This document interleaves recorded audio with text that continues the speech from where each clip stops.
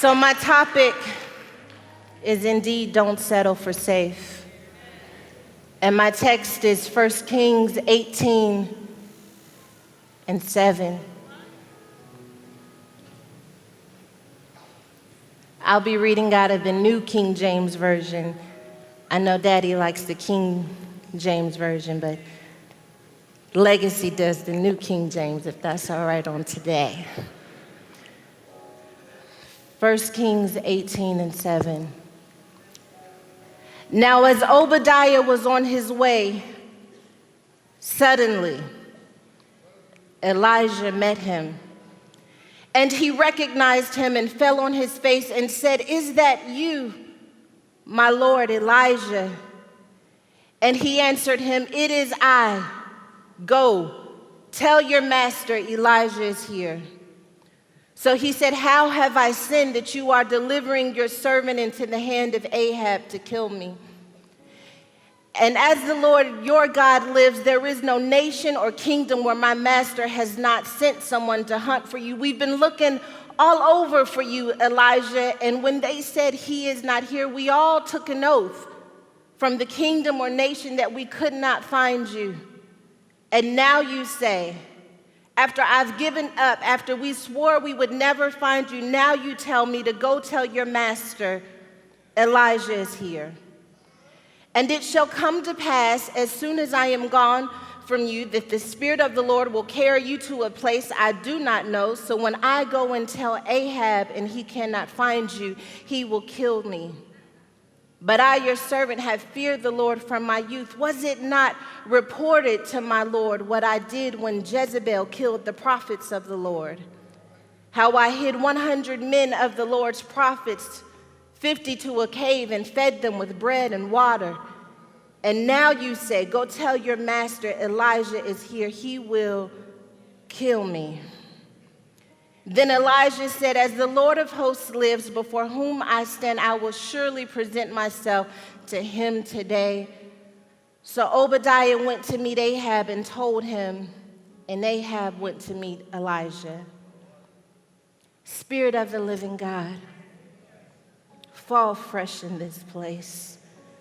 Do that thing that you do when hearts come together crying out for change, oh God.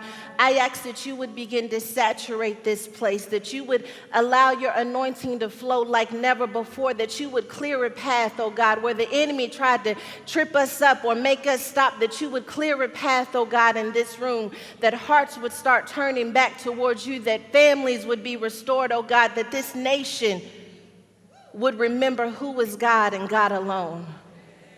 And so I ask, oh God, that you would remove any nerves, any fears, any insecurities that would dare threaten this word, and instead you would allow your spirit to overflow. I am your vessel, oh God, and I humble myself under your mighty hand, and I say, have your way.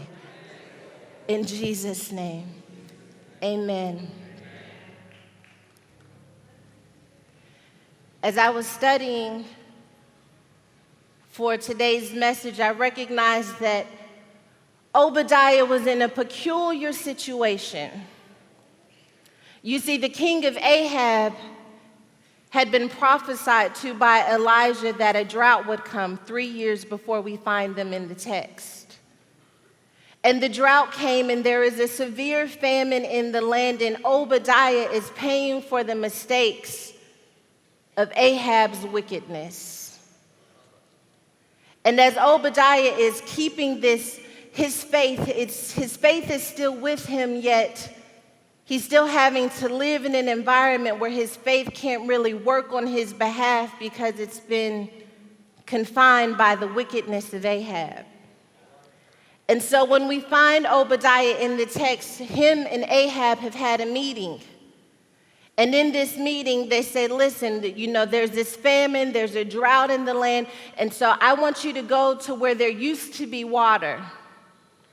And I want you to look at the place where there were springs and brooks and see if there's any grass that's still alive.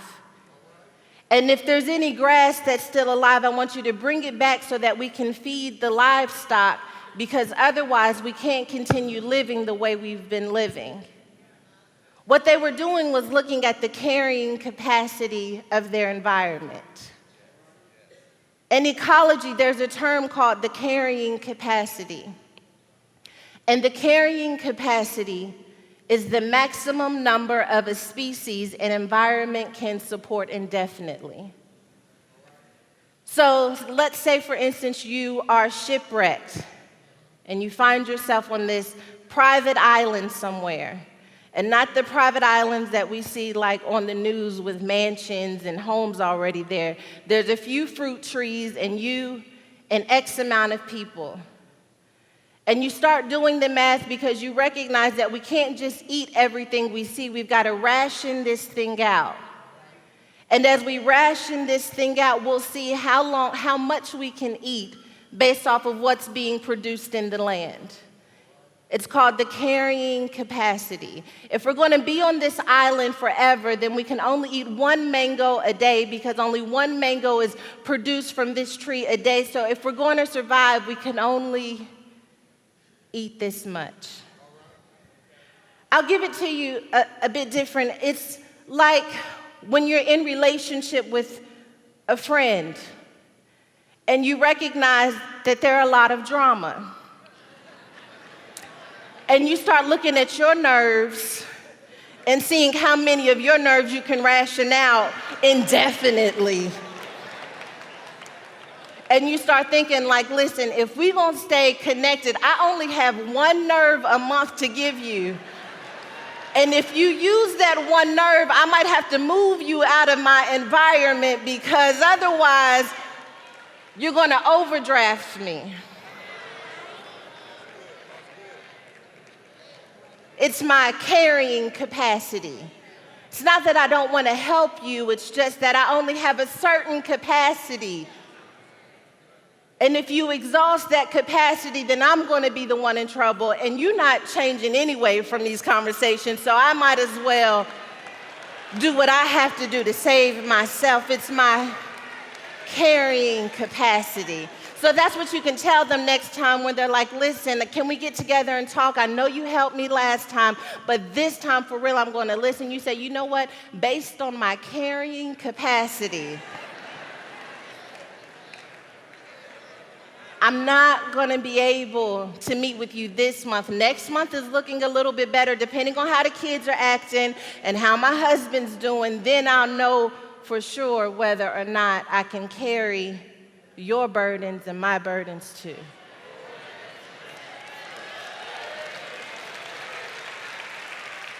It's not you, it's me, it's my carrying capacity. So Ahab and Obadiah are trying to figure out the carrying capacity of Samaria. How much can we eat before we have to start killing our livestock? But I submit for your consideration, while they were looking at the carrying capacity of Samaria, that the Lord was trying to show Obadiah that his faith had a carrying capacity. His faith, he had figured out how to live in a drought and to only have enough faith to survive indefinitely in that drought, but not to actually end the drought. It's like when we recognize that our marriages aren't what they could be, but we only have enough faith to maintain them on the level that they are. We don't have enough faith to actually trust again and be vulnerable again. We only have enough to make breakfast and go through the motions, but not to actually save things. Our faith, our spirituality ends up with these carrying capacities, where we don't dream anymore and we don't push beyond the limits anymore because the last time we stepped out on faith, it didn't work out the way we wanted to, so we learned to live life safe, even if that means living in a drought.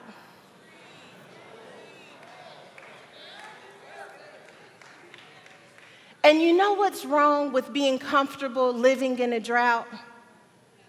Is that you only attract thirsty people.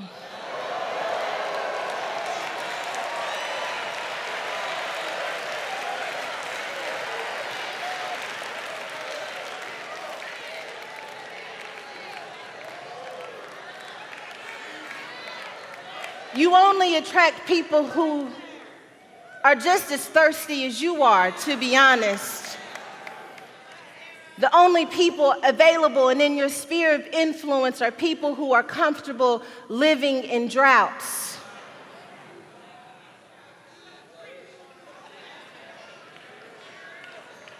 Obadiah feared the Lord. Ahab did not, yet they were still in the same drought. And we get fooled into thinking that just because we fear the Lord that we're different than the person who lives in wickedness, because until you actually start exercising that faith, are you really any different than the person you're judging?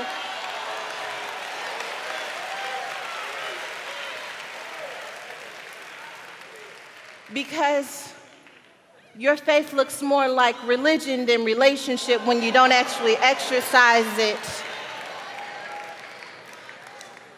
in your life. Obadiah is comfortable living in a drought. I'm not exactly who I could be, but I can't risk growing, because growing requires vulnerability. I'm not exactly maxing out my potential, but I can't really afford to step out of my comfort zone because this drought is all I've known. So I'd rather stay in the drought I love than pray for a rain I can't handle. I'd rather stay in this brokenness because it's the way everyone connects with me. It's just how I am.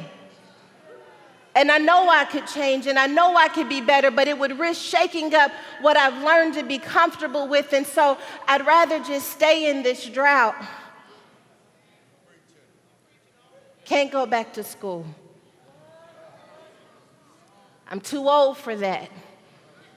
I can't write the book. I can't step out on faith. I'd rather live in this drought and hate on people who had the audacity to go looking for water.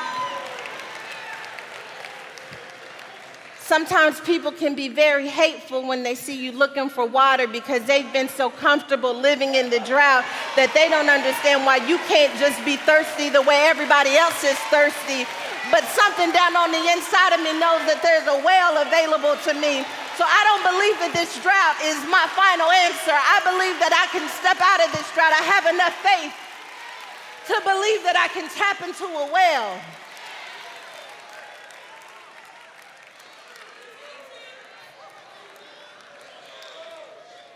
I have something down on the inside of me that knows that this drought is not my destiny. That this drought can't dictate my destiny. There's something down on the inside of me that believes that I could find some water somewhere. And that's why I came into the potter's house at 9 o'clock in the morning, because I just happen to believe that there's a well somewhere. And I'm willing to step over thirsty people to get to my well.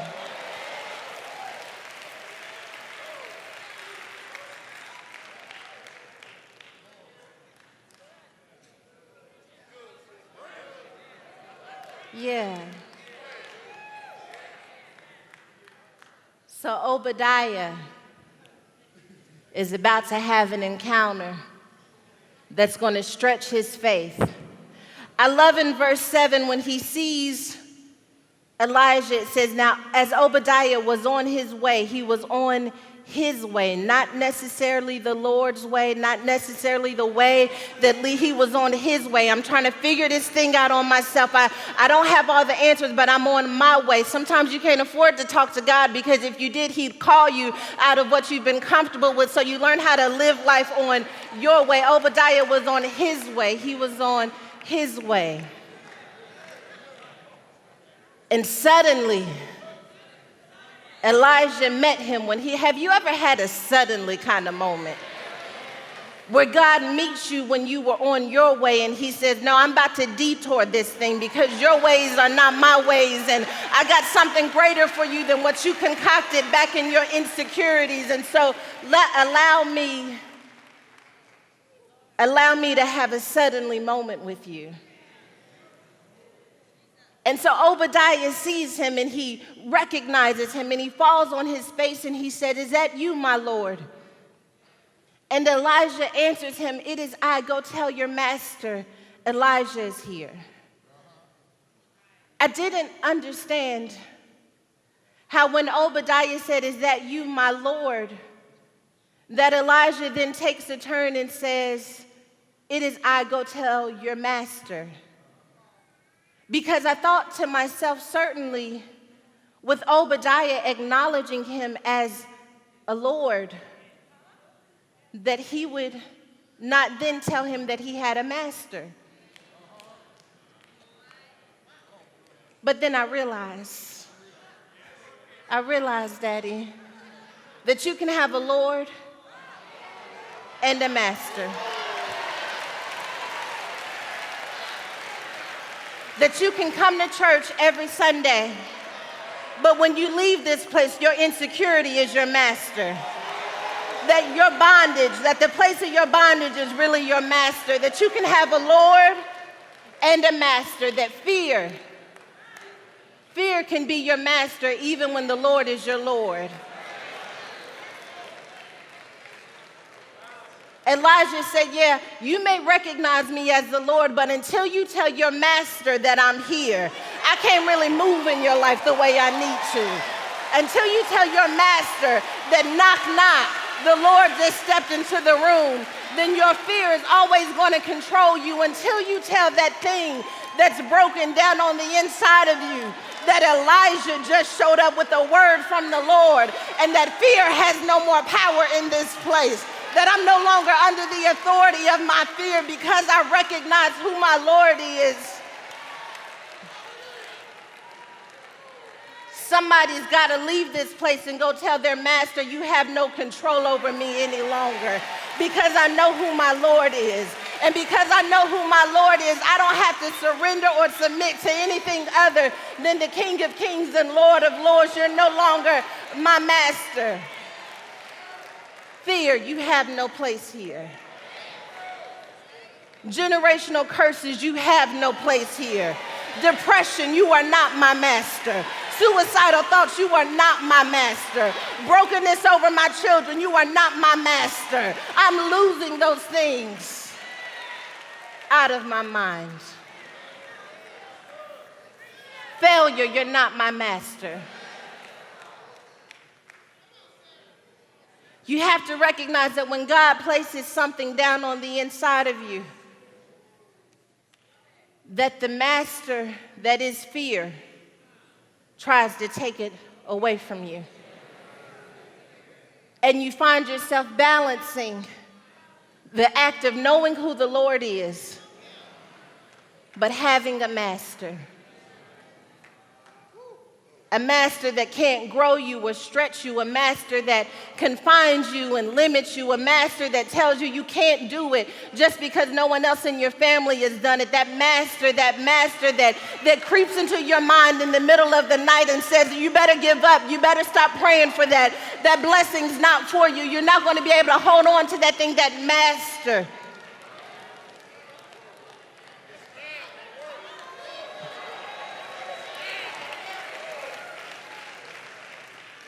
That master is going to have a confrontation with faith. And Obadiah must choose in this text between his Lord and his master.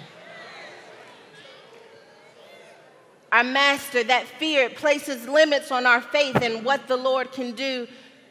So all of this time I thought that this text was about Obadiah and Ahab figuring out the carrying capacity of the environment. But really it was about Obadiah taking the capacities off of what his faith could do. Because if he could stop rationing out enough faith to just get by and start living in a realm of faith that says, "I can do all things through Christ, that no weapon formed against me shall prosper, that everyone else can be in a drought and I still find water because that's the kind of faith I have," I thought that maybe This was less about what was going on in the environment and more about what was taking place on the inside of him.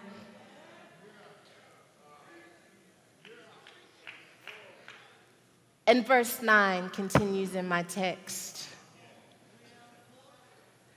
And Obadiah says to Elijah, "How have I sinned that you are delivering your servant into the hand of Ahab to kill me? How have I sinned that you would choose me,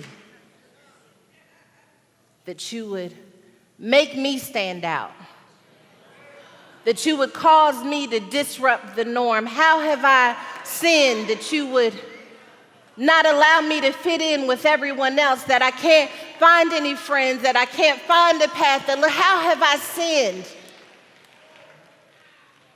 Obadiah saw Elijah choosing him as punishment, not as positioning.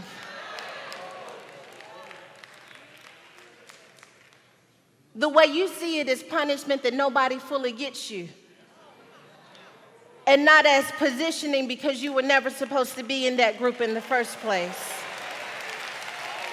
He sees it as punishment to be chosen instead of as a reward for his faithfulness. If you aren't careful, you'll mistake what God is rewarding you with as punishment, because we never recognize that the reward doesn't come in the way we think it does.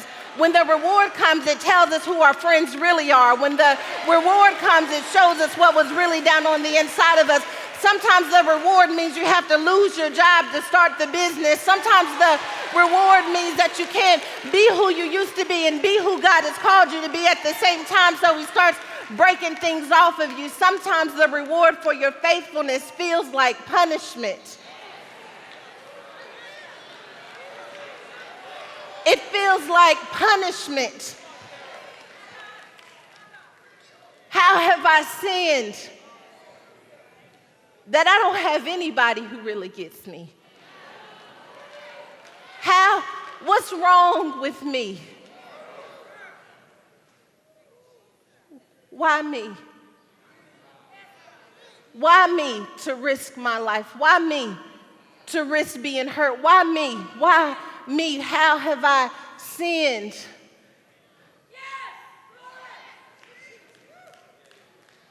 That I couldn't find a circle. That everyone else had a mentor, but I couldn't find one person to pour into me. That everyone else had a daddy and everyone else had this white picket fence and my mama had a drug pipe. How have I sinned that I've been set apart and punished? What do we do when our positioning feels like punishment? When us being separated and isolated feels like we've done something wrong? How have I sinned? How have I sinned, he says. And so Obadiah, he was chosen to disrupt the norm, but he was going to have to be willing to be spotlighted for a moment. He was going to have to be willing to see that what I'm calling you to do is not going to kill you, but it is going to change you. And in the process of changing you, I may have to hurt you a little bit, but I'm not going to hurt you any more than I'm going to bless you. So though I'm slaying you, I need you to trust in me, because I got a plan in all of this. And the first plan means you had to confront your fears, and you had to confront the fact that you wanted to fit in but couldn't fit in. But I strategically placed you in rooms where you would not fit in, but so that you would have access. So that when I got ready to do what I was going to do in your life, you would already have access.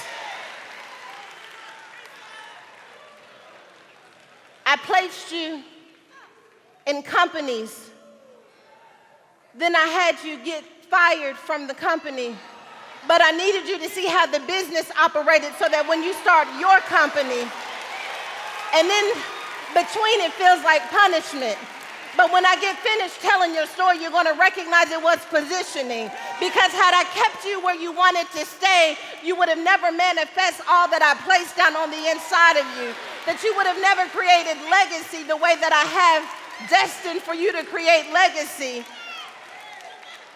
So you have to stop seeing this season as punishment when it's positioning. They're not supposed to get you right now. It's not supposed to make sense right now. The deal's not supposed to work out right now. It's all about positioning. The drought.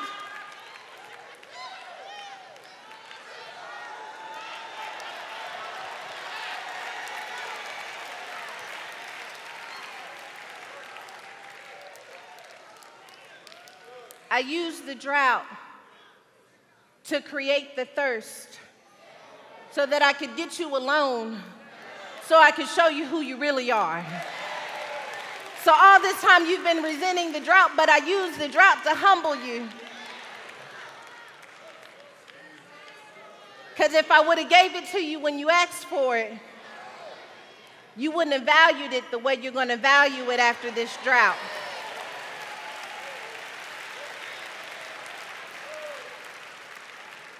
I think somebody better turn to their neighbor and tell them the drought is over.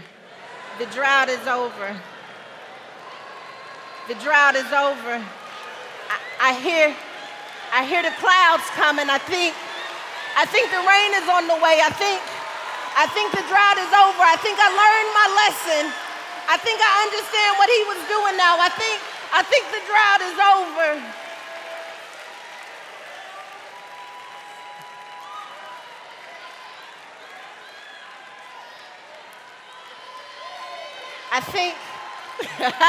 I think the drought is over.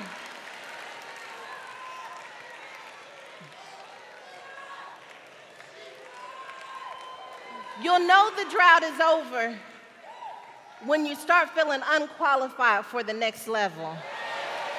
Because it means that God is about to grow you into becoming bigger than the drought. Obadiah didn't realize it because he saw what Elijah was doing as punishment, that he had actually ended the drought. He just had to manifest it by doing what God called him to do. And verse 10 continues. And it says, "As the Lord your God lives, there is no nation or kingdom where my master has not sent someone to hunt for you. And when they said he is not here, he took an oath from the kingdom or nation that they could not find you." Obadiah had already made a vow with his fears, but faith was coming to break it. The only problem is it was going to risk vulnerability. And this is the part where nobody likes to shout, which is like totally a bummer for me. But if I don't tell you this part, you're not going to understand why God has made you vulnerable in a season where you ask for strength. You're not going to recognize how when you ask for a new dimension in the next level, how first you had to risk vulnerability. Because Obadiah says, I've already told Ahab that we couldn't find you. I vowed that I couldn't find you. I made an oath. I gave up already. I've already given up. I have a rhythm now. I come to church on Sunday. I go to work Monday through Saturday, and I don't risk anything other than that. I've already given up on that child. I've already given up that there's anything you can do with my life. I've already given up on that. I made an oath that I would give up, that I wouldn't try anymore. I made a vow already that I wouldn't do this. And so you want me to go back and change the vow that I made with my insecurities and tell them that Elijah is here? When I already looked all over, you see, I wanted to find you. I wanted to believe.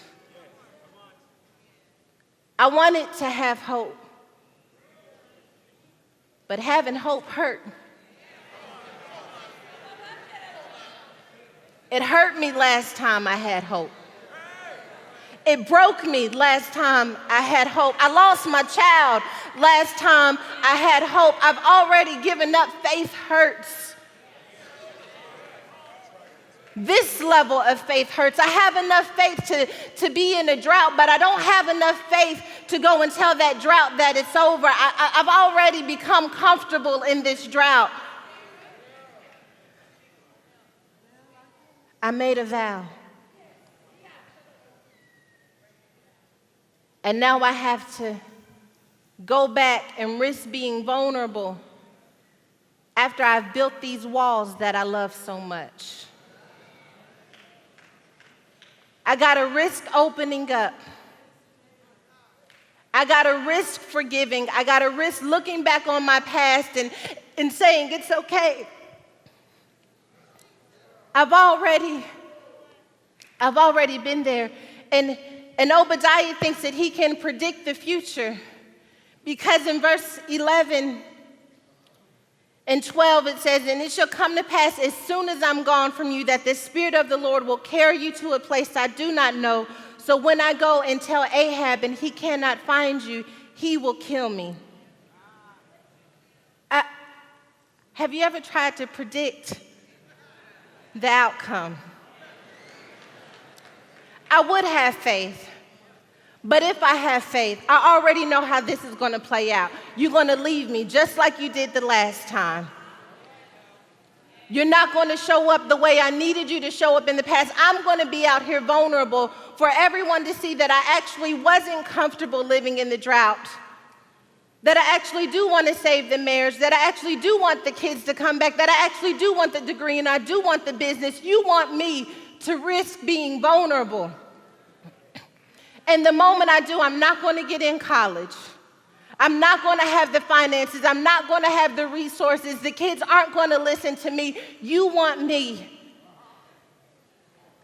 to risk being vulnerable while you disappear. Because sometimes the Spirit of the Lord that we feel in the moment on a Sunday disappears when it's time for us to actually walk this thing out. We can be on fire in the room, but when it's time to actually start acting out this faith, it seems like this thing has disappeared a little bit. Where is the Spirit of the Lord when I'm in this argument? Where is the Spirit of the Lord when I reach out and I don't get the response I needed in return? I already know how this is going to turn out. Obadiah thinks that he can predict the outcome. He doesn't recognize that in praying that his situation would change, that he would have to change too. That means that you can't know it all and surrender it all at the same time, that you can't predict the outcome and tell God to write the story at the same time. God says you're going to have to be a blank canvas in this season, that you can't let other people's outcome determine your outcome, that just because it didn't work in the past doesn't mean it's not going to work this time. I'm going to do things a little bit differently. The difference between the first time they looked for Elijah and the second time that Elijah appears is that the first time they were looking for it, and the second time it came to them. And that's why you can't rush the process, because you can't hustle up on this thing that God is trying to do in your life. You got to just make sure you're in the right place at the right time, because it's going to come right in you being in the middle of your way. It's just going to appear out of nowhere. It's just going to appear in your finances. It's just going to appear in your household. It's just going to appear on 6777 West Keys Boulevard. Somebody's going to get a release. Somebody's going to get a word from the Lord that just appears. I thought I was just coming to a regular Sunday service, but I think a word just appeared down in my spirit. I think something just shook up my fear. I think something just shook off chains. I feel strongholds coming down. I hear chains breaking. I hear somebody going back to the place where they used to be in bondage and coming back freer than they ever realized. I hear children coming back home. I hear marriages being restored. I hear business meetings somewhere talking about people who are sitting in a church service. I hear a shaking happening. It's shaking. It's shaking. It's shaking. Somebody's capacity is stretching. Somebody's starting to dream again. Somebody's starting to believe again. Somebody's starting to tap into the power of God like never before. Somebody's starting to believe that they really are who God said they are. Somebody's starting to believe that no weapon formed against them shall prosper. Somebody's starting to believe that their past can't divine them. Somebody's starting to believe again. I hear marriages being restored.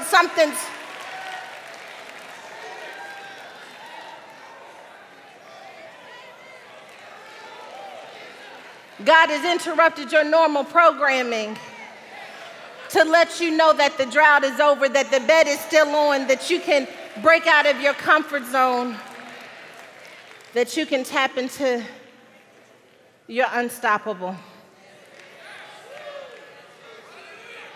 You can't predict this outcome.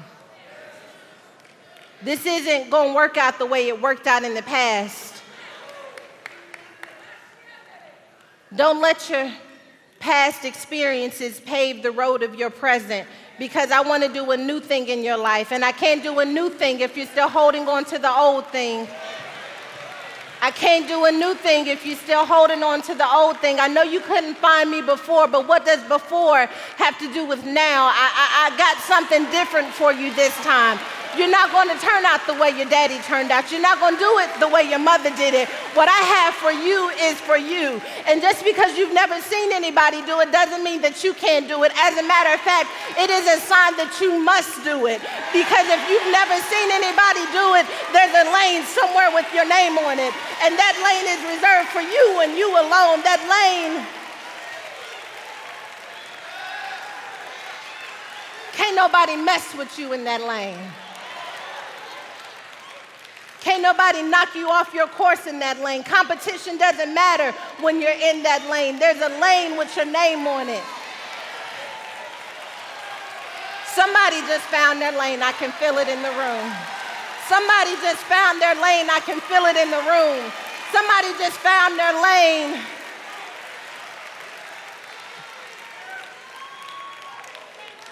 Somebody just took their faith off cruise control.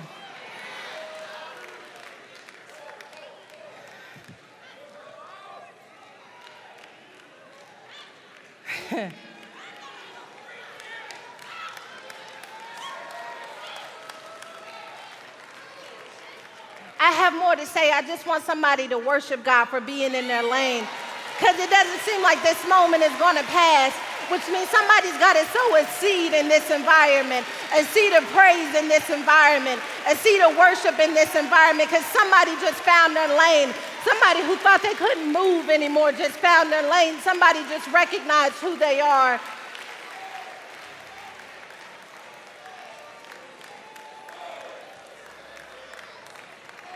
Somebody realized the only thing that's keeping the water from coming is what you believe. The only thing that's keeping the drought in place is what you believe. And if you would dare change what you believe, then the drought would be over. If you would dare change what you believe is possible for your life, then the drought would be over. Everything you have in your life right now is a result of what you believe. God said, if you elevate your thinking, I'll do even better than that. I'll do exceedingly, abundantly, above all.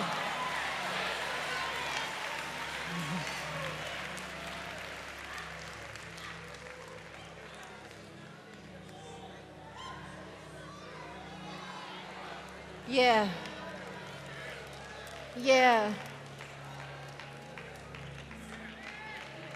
Yeah.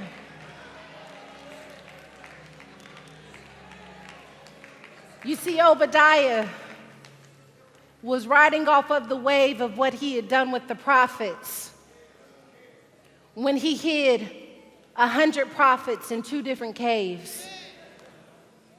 He thought that he had had enough faith in the past that there would be no need for him to stretch his faith any further. But he that began a good work down on the inside of him said, you can't afford to play it safe in this season. You can't afford to have the kind of faith that keeps you safe in this season. You need to have the kind of faith that starts shaking things up in your environment. You need to have the kind of faith that starts demanding that the hand of God is on your children.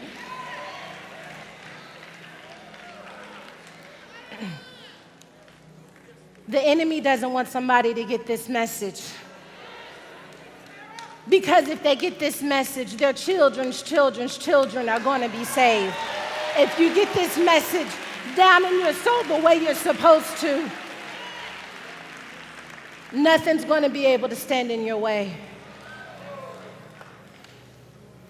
In this same city where there was a drought for Obadiah and the people of Israel, thousands of years later, a man named Jesus would walk into Samaria, and he would tell a woman sitting at a well that you have a drought in your life that you don't even know about. And while you may give me water from this well, I have the kind of water down on the inside of me that would cause you to never thirst again. And if you drink from this water, a spring would come up from the inside of you, and you would never, ever be in drought again. If you understood the power that was available to you, then out of your belly would flow rivers, rivers, rivers. The kind of rivers that made sure your children never had a drought. The kind of rivers that would make sure generational curses were broken off of your family. Rivers of living life.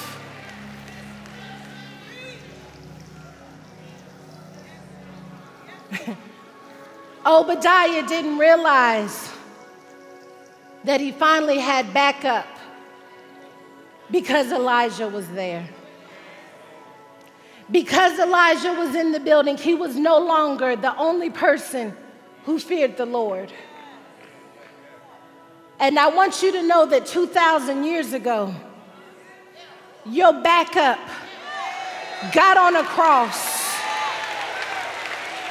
and they stretched him wide and they hung him high so that when you were in a drought in 2017, rivers would be available to you. I wish you would open up your mouth and make a way for rivers to start flowing from the inside of you. I wish you would open up your mouth and let a spring come up down on the inside of you.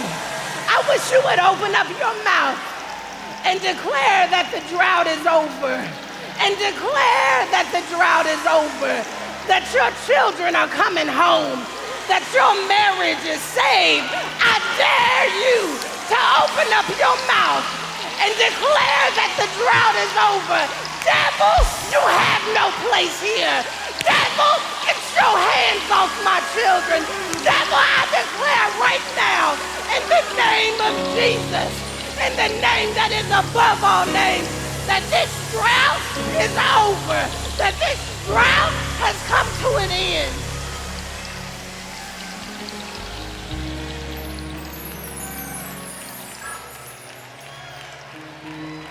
Do you know who your Lord is?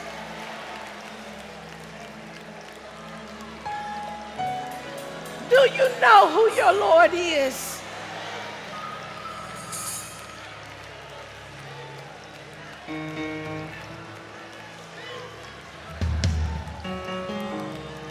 The drought is over.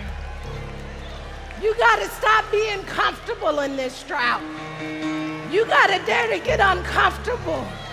You got to dare to break outside of your comfort zone. You can't afford to play it safe any longer. You got to risk something in this thing.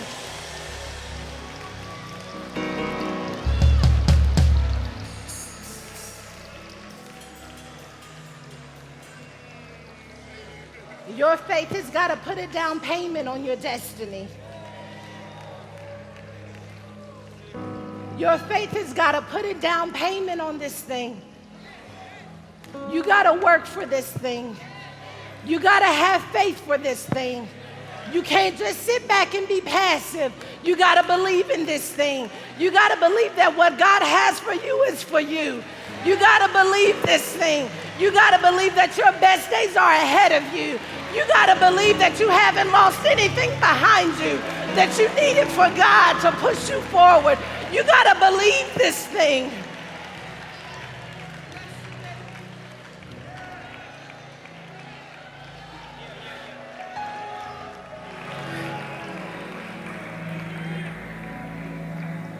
And what I saw in the text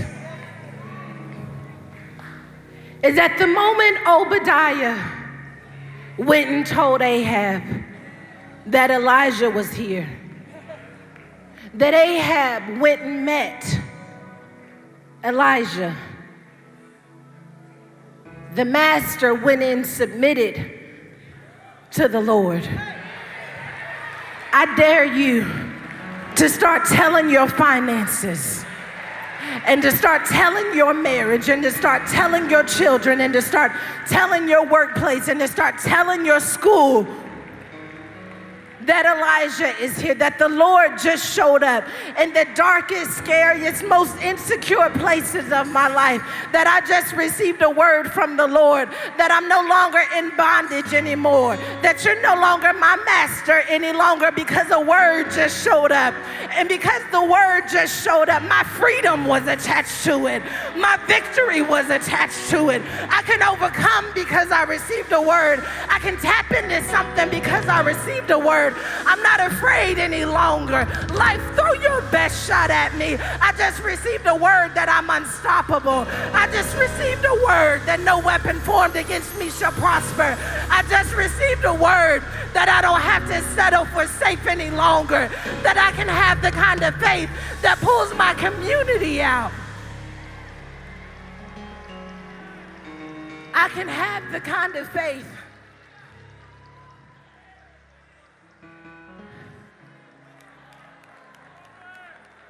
I need that faith. I need faith like that. You need faith like that. You need the kind of faith where it doesn't matter who's president. You need the kind of faith where it doesn't matter what the bank says. You need the kind of faith where it doesn't matter what the bank account says. You need the kind of faith that doesn't matter what statistics say. You need the kind of faith that says bar sales can't hold me back. You need the kind of faith that says I don't care how anyone else has done it.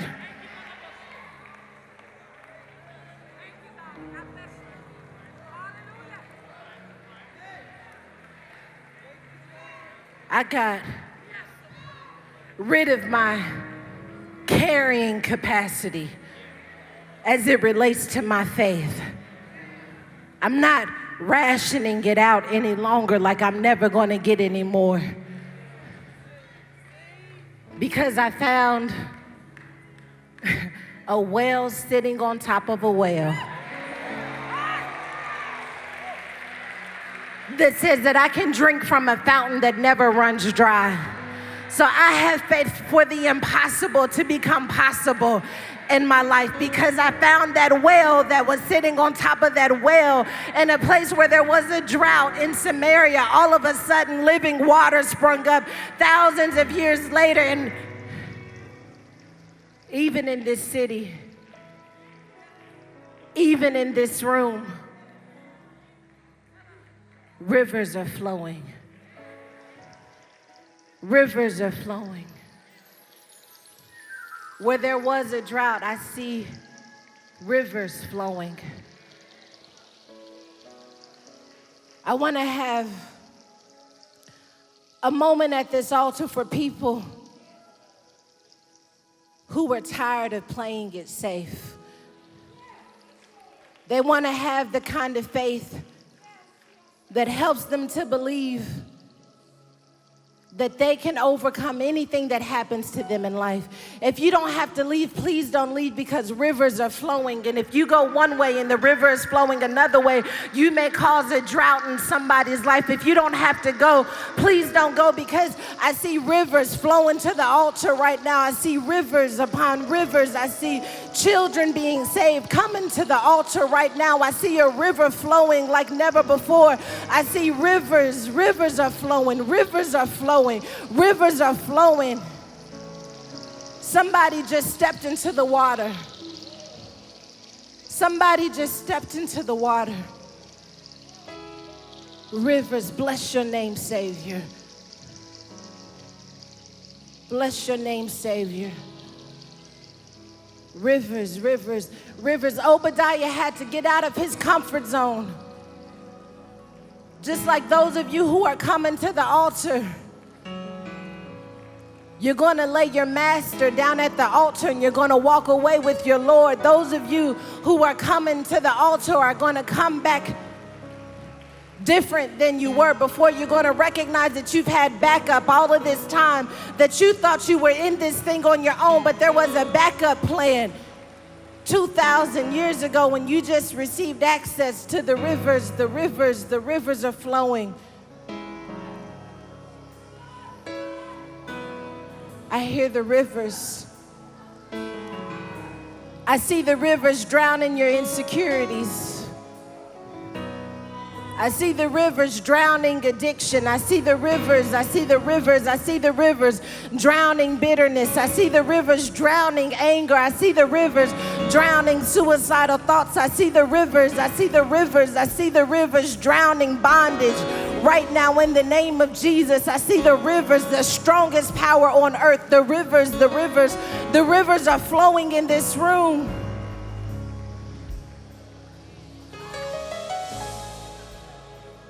Can't you hear? Can't you hear the sound of the rivers pushing you out of your comfort zone, demanding that you no longer play it safe, insisting that you come into alignment with who God has called you to be, requiring you to face some demons and to face some struggles, but promising you don't have to do this thing on your own, because there's a backup plan. There's a river.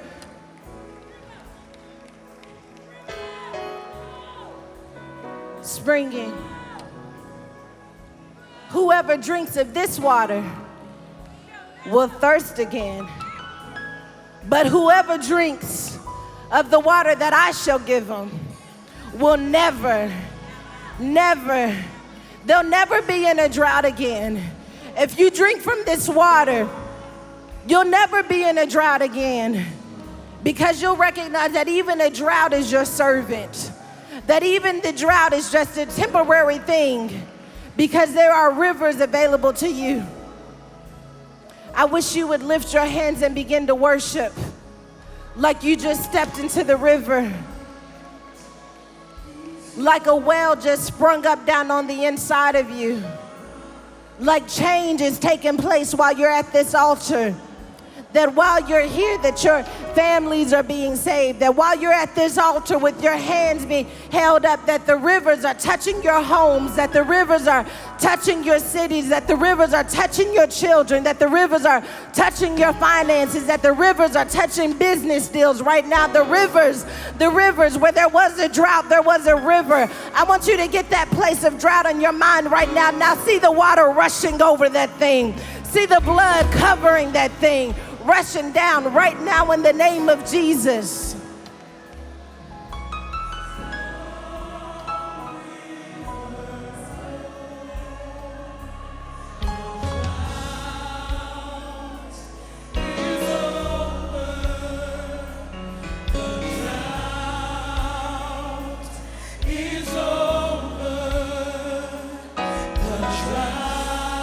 You can worship your way out of this drought. Your worship is the key. Flow river. The drought Hallelujah. is over. Hallelujah. Hallelujah. Is over. Hallelujah. Yes. Jesus. Is over. I speak Jesus to your drought. Jesus, Jesus, Jesus. Jesus in that dry place. Jesus, Jesus, Jesus in that broken place. Jesus, Jesus, Jesus. Jesus, Jesus, Jesus. Jesus, Jesus, let there be a flow like never before. Jesus, let there be a flow like never before. Open the floodgates of heaven, oh God. Open the floodgates of heaven and let there be a flow that changes the way I see things. Let there be a flow that shows me who I am.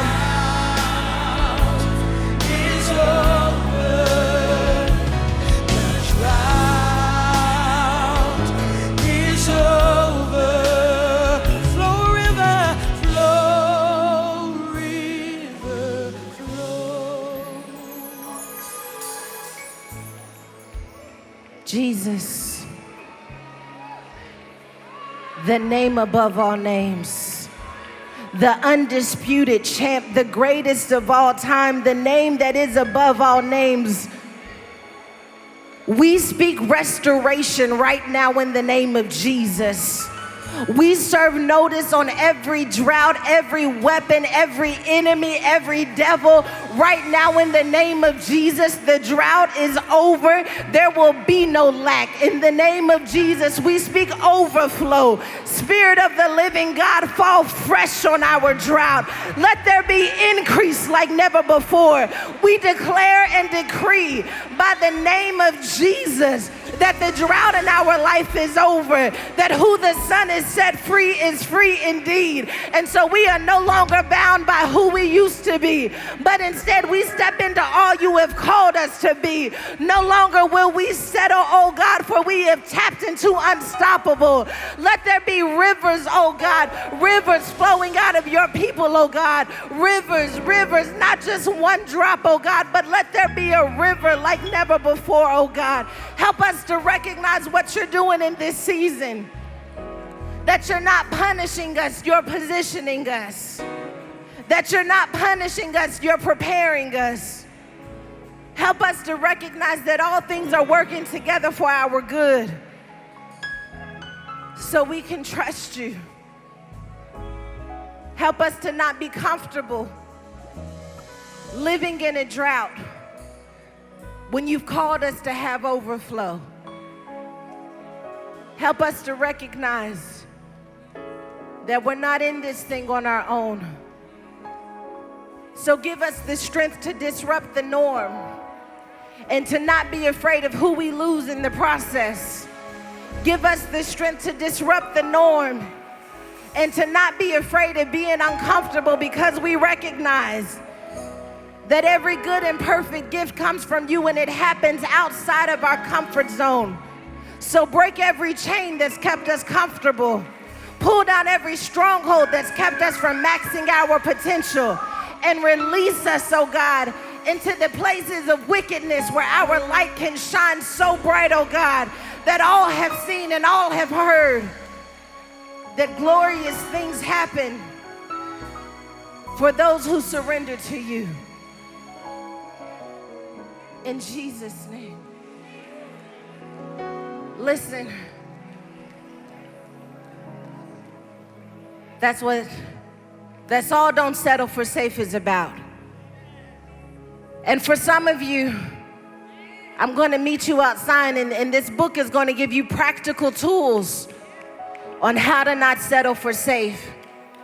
But others of you need to sow a seed in this river, because when the Spirit of the Lord moves the way he just moved in this room, There's an opportunity for you to reap, not just for you, but for your children's children. Some of you are going to reap harvest in areas where you didn't even recognize there was a drought. I want to give us an opportunity to sow a seed, and this is not any ordinary seed. I want you to write on your envelope the place of the drought. I want you to sow a seed in the place of drought. So when the river comes and covers that seed, that you're going to reap a harvest in the place where there was once lack. This isn't for everybody. This is for people who recognize that this drought cannot determine their future.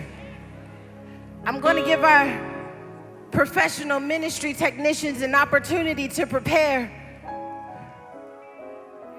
for this drought coming to an end. And I'm going to ask for our bishop to come and pray for the rivers that are going to flow as a result to the commitment that you made in this moment.